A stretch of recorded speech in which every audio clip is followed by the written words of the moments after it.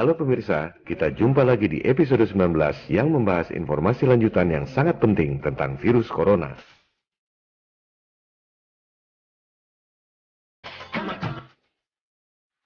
Episode 18 lalu, belum genap 7 hari tayang, memperoleh 1,5 juta viewers lebih, 96,2% likes. Tampaknya terlalu menyolok. Elit global mulai gerah dibongkar perilakunya. Maka, episode 18 di-ban oleh YouTube yang dimiliki oleh elit global. Hey, I'm not surprised, motherfuckers.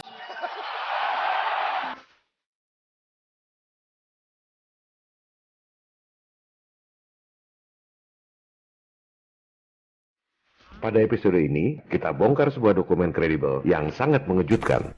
Skenario lockdown akibat penyebaran virus flu sudah dibuat oleh Rockefeller Foundation 10 tahun lalu, tahun 2010. Ini adalah bukti otentik, dokumen resmi yang bahkan ada di Universitas PBB. Apa yang terjadi saat ini? Panik global, orang-orang pasang masker, cek temperatur sebelum masuk gedung, toko-toko tutup, lockdown, ekonomi runtuh, adalah persis seperti skenario yang dibuat 10 tahun lalu oleh Rockefeller Foundation yang merupakan salah satu pentolan elit global.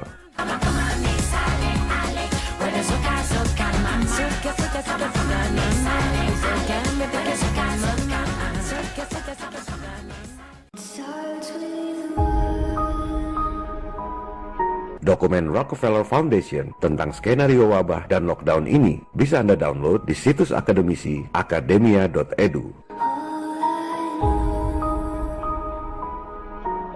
Para penggagas dan donatur Rockefeller Foundation diwakili oleh Managing Director-nya dan Global Business Network diwakili oleh Co-Presiden. Dokumen ini menggunakan kedok kajian akademis, di mana Rockefeller Foundation dengan dana berlimpah memanggil narasumber dari berbagai kalangan, termasuk berbagai universitas terkemuka di Amerika, seperti MIT, New York University, Boston University, University of California Berkeley, dan The George Washington University.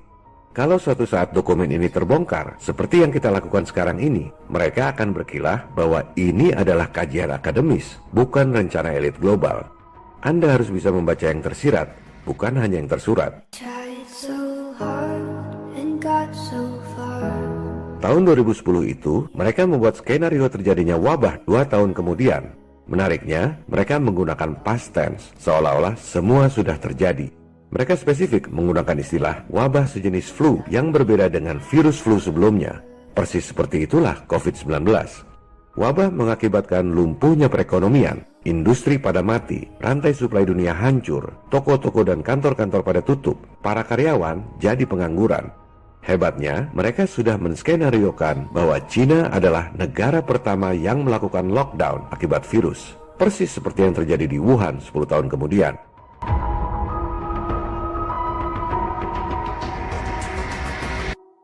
Dalam skenario mereka, para penduduk memakai masker, cek temperatur tubuh sebelum masuk gedung, persis seperti yang terjadi saat ini. Dan dalam skenario Rockefeller ini, kontrol otoriter terhadap penduduk seperti itu terus berjalan meski wabahnya sudah hilang.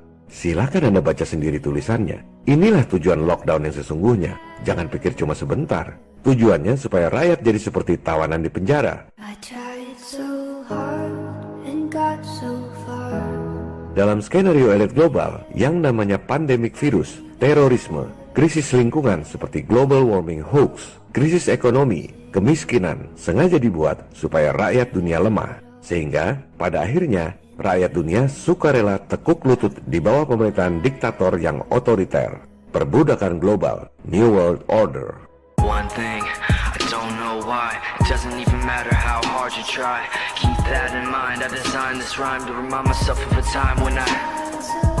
Dalam skenario yang dirancang 10 tahun lalu, dengan alasan keamanan dan kesehatan, penduduk dunia akhirnya akan sukarela menggunakan biometric ID. Itulah chip yang ditanamkan di tubuh Anda yang dibahas pada episode lalu.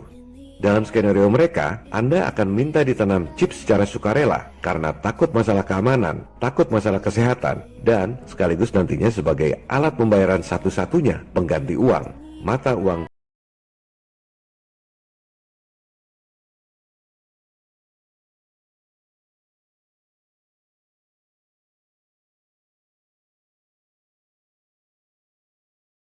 Silakan Anda screenshot dan jadikan meme skenario Rockefeller Foundation 10 tahun lalu ini.